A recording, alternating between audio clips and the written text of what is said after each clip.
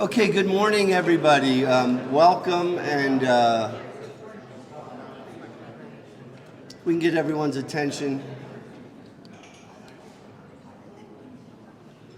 Welcome, everyone. Thank you for being here this morning. I'm Jeff Waltman, Council President. I'm going to be very brief. I'm going to lead us through the Pledge of Allegiance to the flag, and then I'm going to introduce our Honorable Mayor for some welcoming remarks. So if you could please stand up and join me. And we're going to pledge to the flag, and thank you.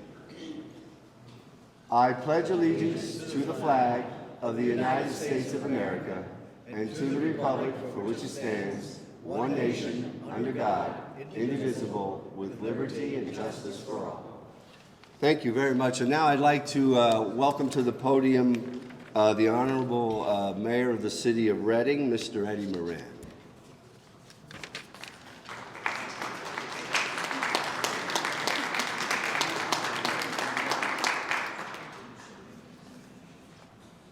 Thank you, Council President.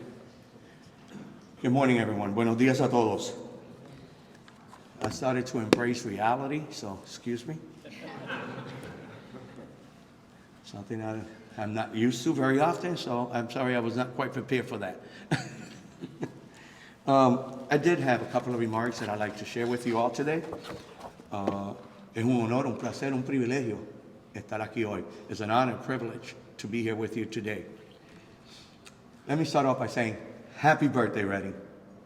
You know, don't we look good for 274 years old? I am highly honored and privileged to speak to you on this momentous occasion in the history of the city of Reading. In a few minutes, you will hear our plans for a huge celebration in 2023 for the 275th anniversary of our great city of Reading. But I cannot leave aside the fact that today we are 274th. As elected officials of this great city of Reading, it is foremost our duty to serve you, the citizens, and elevate our city of any chance we get. The good always supersedes the evil. And believe it, we are a unique, extraordinary, amazing city, to say the least. Regardless of what challenges the future holds, Reading has and should always look at its history for guidance to hold. Reading has and should always look at it and cut a path forward into the future. Today, our city faces challenges unique to this era. We've all been listening to the news. And for that, I'm going to ask you at this moment, so let's give just a moment of silence for the challenges that we currently face today.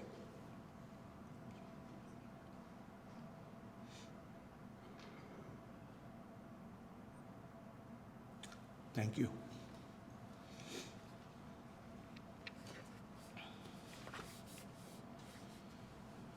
However, the difference and the event of today is that we have 274 years of experience to know that whatever obstacles may rise, we are up to the challenge. We're not quitters. We're not going to give up. We care about our history. We care about our city. We were incorporated into the present and should never discard the history that we have had. We are a center of innovation, talent development, small businesses force, athletic producers, and sports aficionados, world tourism at its best, international cuisine, and so much more, to say the least. We won't stop until the entire world knows about the great history and what Reading is good about, not just a place in the Monopoly game. My vision is that the Reading, and I will quote from my speech in my inaugural speech, where I said, we will be a city where dreams of every child, every worker, every veteran, every senior, every one of our neighbors will come true. That we will become a role model for other cities as we take great pride in becoming a thriving metropolis where anyone can live, learn, work, and play. And we will accomplish it. From military base refugees during war times to hosting one of the most diverse and ethnic mixed populations, probably of the entire country. From the mega constructions of the most ambitious railroad projects in the country, to becoming the fourth most populous city in the Commonwealth, from developing weapons, cannons, and ammunition, to hitting baseballs over a baseball stadium, a hockey field, and a basketball court. We belong here. We will not leave. Our story is far from over, and we are proud to say that Reading, Pennsylvania is our home, our heart. Thank you so much, and let the celebration begin.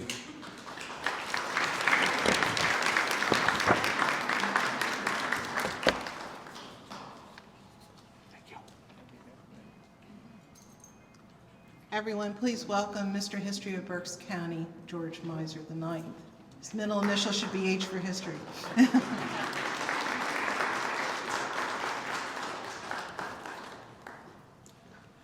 I've often been told that I'm the leading historian of Berks County, and I'd like to say that I got there by attrition. Looking ahead to Reading's 275th anniversary commemoration, with a look back to 1898 and later celebrations. Preliminarily, I'd like to express my appreciation for being invited to this preparatory gathering leading up to the events formulated for the city's 275th birthday celebration. For what it's worth, I'd like to note that I've been a part of the past commemorations, not the one in 1898 though, beginning with the 200th in 1948, at which time I participated in the school parade representing Charles S. Foose Elementary School. Let's hear for Charles Foose.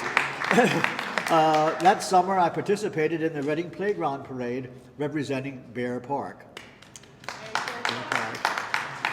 In 1998, Reading's 250th Anniversary Committee was formed, which included Paula Flippen, Celebration Coordinator, William G. Koch, CPA, Treasurer, Emily Richardson, I'm sure some of us remember Emily, Liaison to the City of Reading, Victor Yarnell, Member at Large, and Cynthia Kaufman, Assistant Celebration Coordinator. Albert R. Boskov was Chairman, and Terry R. Connor and I were co-chairman. Albert made so much work in the city of Reading. I don't know how many of you are fully aware of that. Quick little story. In 1983, several of us were sitting around the big table at the Historical Society in the back, and I said, you know, that next year will be the 150th anniversary of the Reading Railroad, at one time the largest corporation on the face of the earth. I think that something should be done, and they all agreed. Paula Flippen, who was the spark plug for so much. Paula was the one with the ideas, and Albert made it work, always. We thought, well, at that time Conrail was running the railroads. So a call was made to Conrail about maybe some rail rambles. We had in mind Lancaster, Harrisburg, and Philadelphia. Well, we called and they said, it can't be done. The rails today are for freight, not for passengers. It cannot be done. We won't do it. Albert said, wait a minute. He went over to the phone. He was standing right there. I couldn't believe it. He said, he got on the phone. I want to talk to the governor now. And the governor got on the phone. The bottom line is, we ran those 3 rail rambles during that year with $1 million insurance policy. Anyhow, I digress. Many spectacular events occurred during the 1998 event, but perhaps the most memorable was staging Reading's Niagara Falls, pouring over the east side of the Penn Street Viaduct. How many remember that? That was incredible. Luckily, I think there's videotape, I hope, that survived, and there are some still pictures. It's unbelievable. It was like nothing I had ever seen in my life. Mike Reinert of Channel 69, Brooks Edition, I think filmed. Mike, is that correct? Does that film survive? Yes. Wonderful. That was incredible. If you've never seen that, you won't believe your eyes. It is that amazing. And it wasn't just a little waterfall, it was big. Anyhow, thousands who were present talked about it endlessly. Still photos of the happening also survive. For the commemorations of 1898, 1923, 1948, and 1998, dedicated musical compositions were presented and printed out for posterity. Reading has always had an official song for whatever celebration it happened to be. Facsimile copies of all the printed music survive in the Berks History Center and in the pages of the Passing Scenes series of books. All are accessible to the general public for inspection and possible presentation. For the record, the first known musical composition celebrating Reading was composed about 1848. A copy survives. Again, for the record, the former Music Club of Reading presented 2 programs dedicated to musical compositions honoring Reading and Berks composers, all performed by Reading and Berks musicians. These were performed and recorded before an overflow live audience at Church of the Good Shepherd, Hinnerschitz's, at Tuckerton. Videotape exists of these performances, which were twice telecast over BC TV. The most extensive record of the past observations survives in the form of a 300-page bound volume compiled by the noted historian Morton L. Montgomery and printed by the Reading Times in 1898. Nothing occurred during that year which was not reported in this fact-laden book. Many copies exist and often appear on eBay. Thank goodness for eBay. And yes, there was a Reading Sesquicentennial March composed for the celebration of Reading's March King, Munro A. Oldhouse. How many have heard of him, Reading's March King? What does the A stand for? Oldhouse. His mother married a second cousin. But that's a whole other story. Copies survive. Perhaps the most unique event of the 1898 commemoration was the taking of photos overlooking Penn Square using a glass plate camera suspended from a specially constructed kite. I wouldn't believe it possible, but copies of the photographs do exist. Can you imagine? How do you get a heavy view camera, which is critical to focus, on a kite and get pictures that you can look at? But they did it. For the 1923 celebration, no book was prepared, but J.S. Unger wrote a fine Reading's 1948-1923 175th Anniversary March, which is quite good and well worth presenting once again. Copies for the presentation are available. The Ringgold Band played it during the celebration, and chances are good that the band parts survive. As noted, no hardbound book was compared for the 1923 observation, but at least 2 small 4x6 booklets were printed with limited circulation. One was prepared by the Reading Musical Society that saluted local composers and performers. Copies of this book are scarce as the proverbial hen's teeth. Another scarce publication prepared for the 1923 observation is an intriguing 4x6 booklet that was compiled to make locals aware of historical sites within the city of Reading. The points of interest were given a number, and if you went to this site, there was a corresponding number printed on a large plaque in full view. One was at the northwest corner of 6th and Franklin as an early lockup site for criminals and drunks. In 1923, the location was at the local headquarters of the Women's Christian Temperance Union. The building survives in a much altered condition. A number of years ago, there was a tap room in the former WCTU temple. For the 1948 celebration, Reading's bicentennial, the Historical Society of Berks County published 2 Centuries of Reading, 1748 to 1948, a history of the county seat of Berks, compiled by Reverend Raymond W. Albright. This hardbound 257-page compilation was in wide circulation. Copies of it can be found on eBay without difficulty. Like Montgomery's 1898 volume, Albright's 1948 compilation is extensively indexed. Those who were around during the bicentennial of 1948 might recall that much coverage was given to a visit to the city by the mayoress, I had never heard the word mayoress before, by the mayoress of Reading, England, who came to our celebration with congratulations from across the sea. One of the first places city fathers took her was to Whitner's department store. Anyone know why? Yes, yes. To ride the town's first escalator. This event was well embedded in my memory as I was going up to the second floor while the mayoress was coming down. I waved to her and she waved back.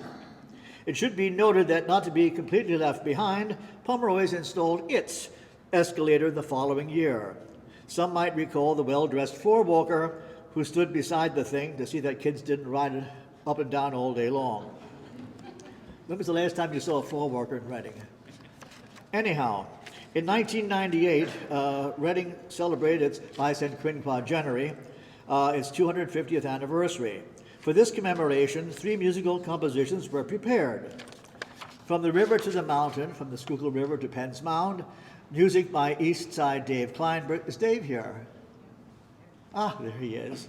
And with lyrics by Charles J. Adams III. For the 1948 celebration, Jack Shirelli wrote Reading, Willing, and Able, and for 1998 he prepared Bicentennial as the official song for our 250th. At City Hall on Sunday, January the 31st, 1999, the Tulpa Hawkins Singing Choir ended the commemoration with a rendering of Stadt Redden, composed by Helene I. Lutz, especially for our 250th. Of course, it was sung in Pennsylvanisch Deutsch. During the 1998 commemoration, there were many events, too numerous to note at this time, but which are fully detailed in a special section of the Passing Scene Volume 12 on pages 214 to 247. As Volume 12 contained the official record of the commemoration, about 5,000 units were printed to ensure that the events of the time were fully covered and put into print. Copies of Volume 12 can be found in many local libraries and at the Berks History Center, and in personal collections, and of course, on eBay. That's it. Thank you.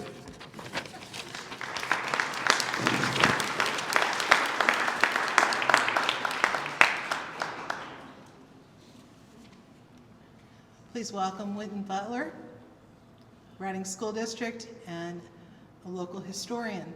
So thank you very much for being here. And also from the council standpoint, we're so proud that your son is our member of Reading City Council. Thank you, Donna and Councilman Reed. I'm so glad to be here this morning and so proud to be here, but I must correct you. I am here replacing Mr. Frank Gilliard, the president and founder of the Central Pennsylvania African American Museum. And ever since I was told about this, I was thinking about what he would say this morning. And Mr. Miser, I want to tell you, you're a hero. I'm a history teacher, and I've followed you all of my career, and I really appreciate your words. But I will not even pretend to be the historian that Mr. Miser is. But what I want to do is give you one little piece of history, as I would call it, hidden in plain sight. And it's about a man by the name of Bully Lyons. Bully Lyons was a constable in the city of Reading. He was a white man, constable of the city of Reading. He is, I think, the example of Reading's contribution to making this country a more perfect union. What Bully Lyons did that is so critical in history, as we all know, Mr. Gilliard always talked about the Underground Railroad and Reading's contribution to it. He talked about how Washington Presbyterian Church, founded in 1823, was a way station on the Underground Railroad, and how Bethel AME in 1834 opened was a way station. But Bully Lyons actually operated at one of the places that Mr. Miser talked about, at 6th and Franklin. He had the lockup and was in charge of that. And back in those days, they didn't have 900 constables like we have now, but they had a person that was in charge of lockup. And what his contribution to history is, there were some freedom seekers that came through Reading that were trying to get to the north. And Mr. Lyons found out that a fugitive slave gang was out trying to capture folks. And what he did, which was, I think, brilliant, he went and locked those freedom seekers up in a jail at 6th and Franklin. And he said that they were loitering in the city and that they needed to be locked up. And as he heard the intelligence or information about this gang that was about the city, he heard that they had left. And that evening he was at home with his wife, and he said, "Oh my God, I forgot to lock the jail." And those freedom seekers somehow escaped and got to the north. Ladies and gentlemen, those are the stories that our children need to hear. If we want to make sure that the current rage of whitewashing history or destroying history or taking history away, that it doesn't exist, those are the stories that our children need to hear. I heard that story from Frank Gilliard when I one day found my way into Old Bethel AME on 10th Street and just was trying to look at some of the exhibits he had. And he, as he could do so well, had me there for probably 2 hours and telling me stories. But that's one that I will never forget and that my children know. And I think it is our duty to tell our kids these stories.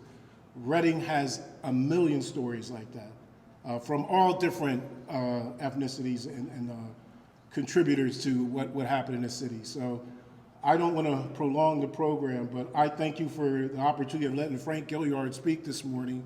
And I hope that as we go along with this celebration throughout the year, that you will hear his voice even more, not from me, from our young people that also need to share these stories.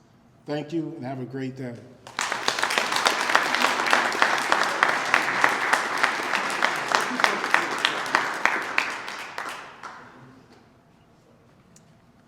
Good morning, everyone. Thank you all for being here, and for those who are watching this on BCTV and through the live stream, we're feeling your presence and we're happy that you're a part of us as well.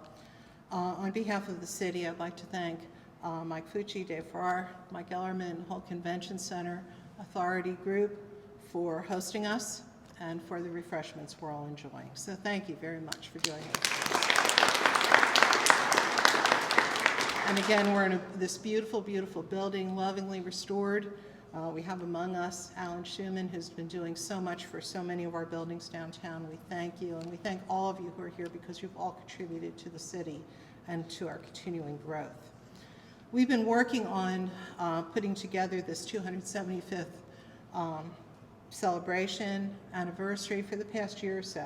Steering committee led by our mayor, Eddie Moran, Council President Jeff Waldman, Marcia Goodman-Hinnershitz, and City Council, Maria Rodriguez, David's been a part of it, Michael, I know I'm missing people, and this is why I hate to, Linda Kelleher, our acting manager director, Frank, I don't know if Frank's here or not, JD representing the city, and JD was once a part of City Hall, so thank you for being a part of it. And if I'm missing anyone, just yell at me because we want everybody to be included. And that's really the point of reference of this celebration is inclusivity. Our board of our city council members, mayor, auditor, we represent the great cross-section and the great diversity of this city. Folks like Jeff and I, our families go back centuries here in Berks County. We have Marcia, her immigrated here from Harrisburg with her family, but she represents the Russian community, which we feel for these days with everything that's going on. Among our other ethnic origins, Germany, Great Britain, Ireland, Italy, Poland, Czechoslovakia, Russia, Dominican Republic, Africa, Puerto Rico, Colombia, France, and many others. We are who Reading is. And from the time I started on council till now, we truly feel proud that we represent the city of Reading. And that's what this celebration is all about. Our Census 2020 data tells us that there are more than 45 nationalities represented in the city of Reading. I would dare say it's probably more than 45. And they go back centuries, like Jeff's and my families do, to folks who within maybe the last year came here. And we might well expect this, Reading has been a refuge for people and a place of opportunity, as the mayor pointed out in his remarks. And I think it's highly likely that this year we will be seeing folks who are escaping the dangers of Afghanistan and Ukraine coming here. And I believe we will all welcome them with open arms and hope that they feel as at home and as welcome in this place, in this beautiful city that we all do. Certainly the diversity of our city is what makes us unique. Our history is well documented. We'll be doing that as a part of this celebration, but the humanity and the diversity of the city is something we can all celebrate. And I think that's the core of the celebration. You'll see that as Laura talks about things and as this emerges. You know, a lot of folks and the challenges that we face maybe don't understand that diversity, looking from the outside in. But we understand it, we live it. And I think what we can do as a part of this anniversary is show compassion to those who outside our boundaries, who don't understand that diversity, and invite them to come in and enjoy it and celebrate it as we do. So this celebration will be by, of, and for the people of Reading, but certainly with the neighborliness that the mayor encourages, welcoming people from outside our boundaries. From toddlers to centenarians, this celebration is theirs. From Hamden Heights to Hessian Camp, from Bear Park to East Reading, 6th Ward to Center Park, south of Penn to Wyomissing Park, Glenside to Oakbrook, from Millmont to Biltmore Street. We are going to shine a light on our neighborhoods. We are each other's neighbors, as the mayor frequently says. So come and see our neighborhoods. Come and see what makes our city special. Walk these historic streets that were first populated by the indigenous folks, and we thank you. Amanda's here. Thank you for representing the indigenous community, to which we all owe a major thank you for seeing first the beauty of this beautiful Schuylkill Valley. So we'll tell the story of Reading, as the mayor said. We welcome everyone to join us, but we will be telling the story of this city, its past, its present, and its hope for the futures in a variety of platforms, from print to virtual, to podcasts, to narratives. We'll be telling the story. We thank Heather Adams is here from BCTV, playing a big role in helping us plan out how the storytelling will occur in the year to come.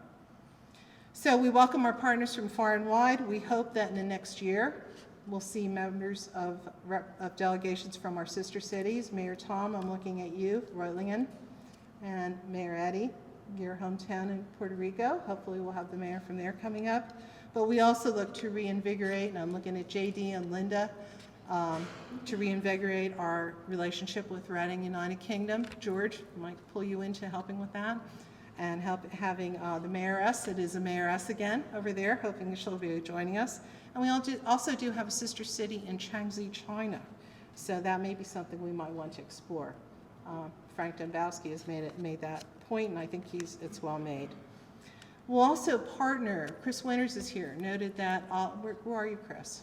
There he is. Noted that this is the upcoming 125th anniversary of the Olivets. So we'll partner with people and join together as we celebrate our 275th, celebrating the major anniversaries of nonprofits, businesses, and family groups.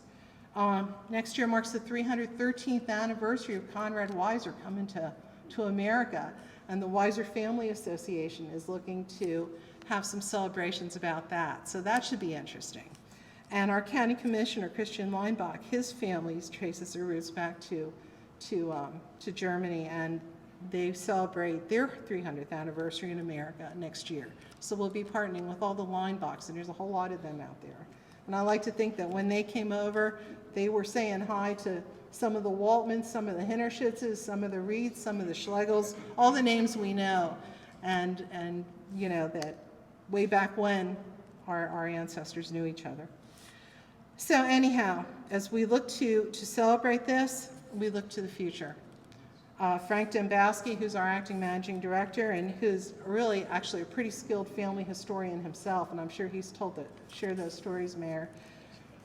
Early on, as a part of the steering committee, he said it's as important to look to the future and have our youth lead this as it is for us to look to the past. They're equally important. So we look to the Youth Commission, and we look we look to Councilman Wesley Butler, the youngest councilman ever in the city of Reading. We look to his leadership to bring the youth together. And I would also acknowledge Johanny Cepeda-Freitas, our council vice president, who has worked with the Youth Commission, as has Marcia worked with the Recreation Commission. Daphne will look to the kids there to lead the way as well. So to that end, I'd like to introduce someone younger, who is Laura Reppert. Almost everybody's younger these days. Laura Reppert, our coordinator. A lot of you know Laura. She's been working actively in the downtown. She's been working with Cindy Kastner. Cindy is, of course, the daughter of our former and late mayor, Joe Kuzminski. But Laura's been working very strongly with Cindy, and we are happy to have brought her on board as our 275th coordinator. She brings a lot of energy to this, and I'd like to introduce her and have her speak. So Laura, here she is.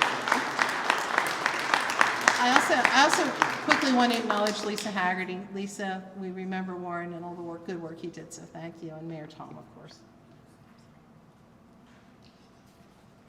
Thank you. Thank you, Donna. Hello. Welcome, everyone. I'm Laura Reppert. If you don't know me, now you know me. I am so honored and excited to be a part of Reading's 275th celebration. I think this might be my dream job. I grew up here in Reading. I graduated from Reading High School, and I've moved away many times, but I always come back here because I really love Reading. I would say that Reading is my Heimat, as the Germans would say, if you know this word. It's the place where your soul, where you really feel at home, and that is Reading for me.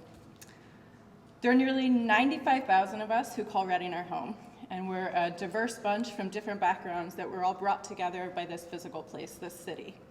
And next year is going to be a big year for this city. It's our bicentenary. Quasquagenary. We're all going to have to learn that word. It's a rough one. 275 years. And next year, we're going to celebrate those 275 years and the diversity of the city in a really big way. We've begun to plan what some of these celebrations may be, but in order to properly mark this milestone, we want more voices at the table. We've invited you all here today to help ensure that everyone is heard. In the coming weeks, we're going to be working and laying out some of our plans. We'll be forming committees, we'll be starting to lay out the framework of the year and the events that we're going to hold, and we'll be gathering stories and support. And our hope is that you will all join us in doing this. We do have a few things in the works though already, and I've got lots and lots of ideas, but I have to make sure to reel myself in. And some of the things that we're certainly working on are going to happen are, we're going to start this fall by planting flower bulbs all over our city. Reading is a really beautiful place with lots of green spaces, and it's unique for a city, and we have a river, and we have a mountain. So we want to celebrate those green spaces and make our city really beautiful, so next spring it comes to life.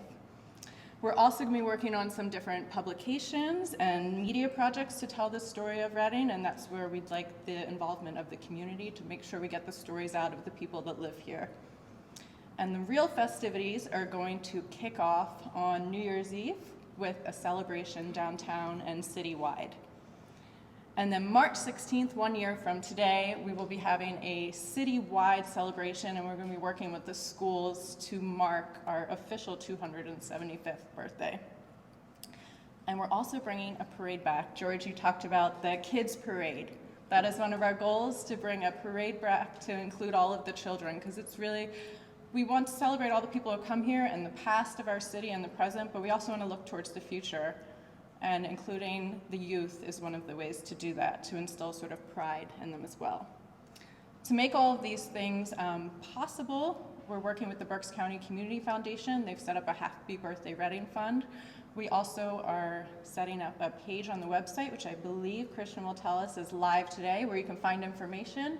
And there'll be a form there as well where you can sign up for different things. So if you're interested in joining one of the committees, if you'd like to volunteer for an event, if you have an idea for an event, if your organization hosts an event already that you'd like to co-brand and work with us together with for the 275th, or if you'd like to show your support, there'll be ways to tell you how to do that. Actually, in all of these tables here, there's a little card and it has the information about the website, and there's a code there which will take you directly to the website. So, those are our plans thus far, and I'm excited to be working with all of you, and thank you again for putting me in this position. It's very exciting. And now, our next part, is that okay, Donna? Yes? Okay. To talk a little bit about our city in a very poetic way, Anthony Orozco is going to come up here.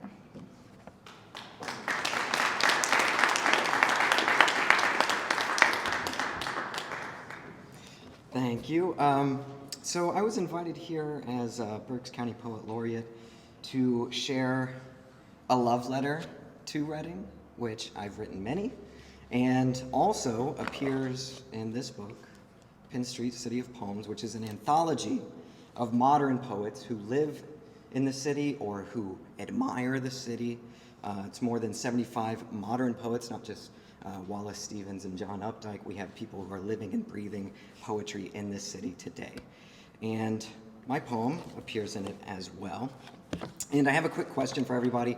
Does anybody here ride a bicycle in the city? Are there some cyclists here? I see a couple of hands, and I've seen you out there. And I'm sure if you drive in the city, you've seen cyclists in the city. And it's a thrilling experience for everyone involved. And there is, in the summer, there's a group of kids that I saw, and I have a soft spot for misfits and mischief as well. And these kids dazzle me with the tricks that they do, even though sometimes it's quite dangerous.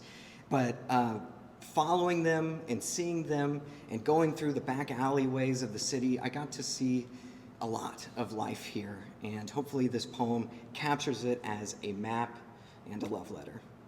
And it's called The Boys Who Pop Wheelies on Bikes Without Brakes.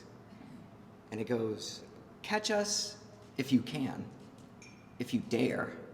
If you want to blow past this stop sign like us, like me, like no helmet, no hand signals, no carbon fiber frame, no spandex and highlighter yellow, no reflection, protection, or discretion as I go through this intersection full of steel and pedestrians. My front wheel popped, straight up like 12 o'clock, like midnight, catch us mid-flight, cruising through red lights with flagrants. Broken glass glinting on black pavement, I soar on a clear night sky, hurling exclusively the wrong way down one-ways. I'm a runaway slave who repurposed their chain. Used to be an underground rail, now only Washington and Court detour us over the train. Everything is in transit, including humans, and I am loyal only to the movement, a fearless forward toward the drinking gourd, regardless of, and sometimes in opposition to, the laws of traffic and laws of survival. Drivers assume that we must be suicidal, but it just takes more for us to feel afraid, to feel alive, to feel. You know, the first people to fly were cyclists. And it's one of the few things that actually makes sense anymore. My nose is up, my wings are out, air 90 pounds per square inch under me, and I feel lift without gas, and neighborhood florists push their own pedals in high fashion, designer leather but no seatbelts to fasten. My nose is up, my wings are out, and I feel like I could spring from spring to canal. And the road is an unclear runway for takeoff, and boom, my wheel is up like 12 o'clock, like noon, like putting on a show, midday matinee, in the pothole thoroughfare and in the brick-laid, out-of-the-way alleyways, where meticulous masonry is now warped like wet wood is. What has been spilled here to turn these straight paths crooked? Roots shoot through the mortars like pistols, and now they say the trees are detrimental to the streets. Well, they tried to bury us and forgot we were a fistful of seeds. What I'm trying to say is new things take hold and disrupt structure. The ground swells and the rupture's organic. We take to the streets because the sidewalks are manic, jagged, unruly urban teeth that grin even when people tell us that we are reprehensible, that we should be scared or miserable. But we know that space is physical and time is bicyclical. Only so long until we end up back here, balanced on our back wheel, for a moment lighter than the sick relatives in rent that rest on our shoulders for a moment. We don't have to think, just react for a moment, defiantly joyful, even at the threat of injury, like ending up in or on the hood of an enemy. But staying alive and happy is the biggest muscle I can flex. And that's saying something, because I have legs like pistons, like t-shirt and one pant leg missing. The dance with danger is the same old two-step. The beat is contagious. We are just cogs in the transmission. Like a hospital, health risk is the cost for admission. Row home windows like prisons are gated, houses like cages. We learn to handle bars. This 21-speed mechanism helps me escape it. My nose is lifted, my wings are open, and I give praise, thankful for the humble miracle of not getting hit today, the small blessing of making it home in peace. I am not oblivious to the privilege in fighting up a steep hill, drenched in the glow of red neon, like dripping in sweat, like steam rising off my body, like gasping for air. Thank you.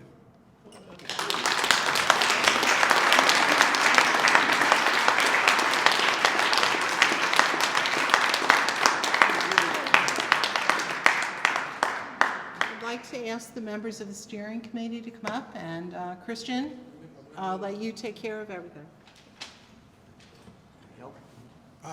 Carla's gonna help me.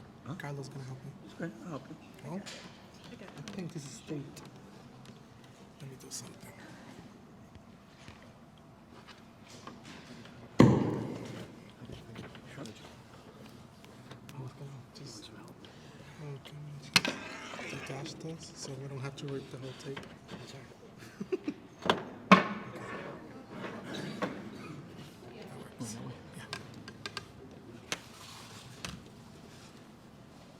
Thank you.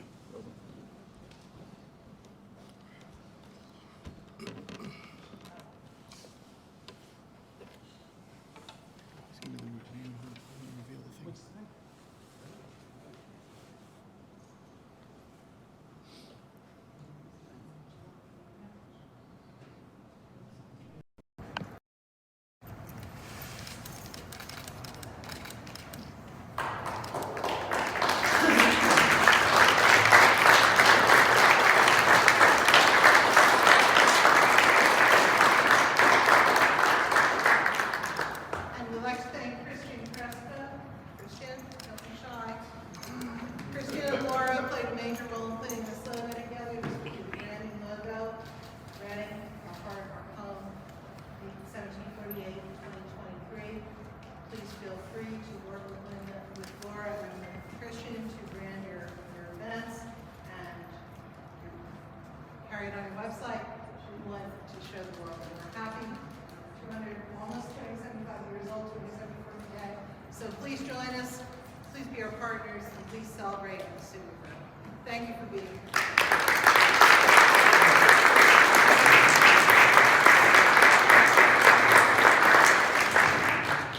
I also want to thank Salmari's Creations. Salmari is a local business here in Reading, right on 5th and Walnut, and she has generously set all of this up for us as her donation to the festivities.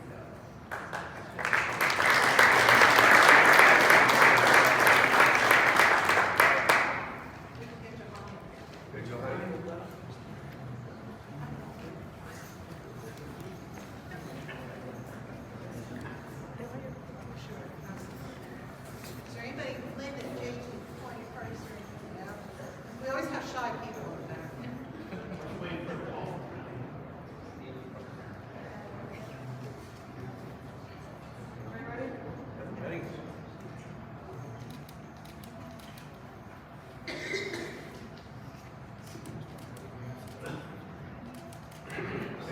Too many cameras, thank you. Please enjoy. Have some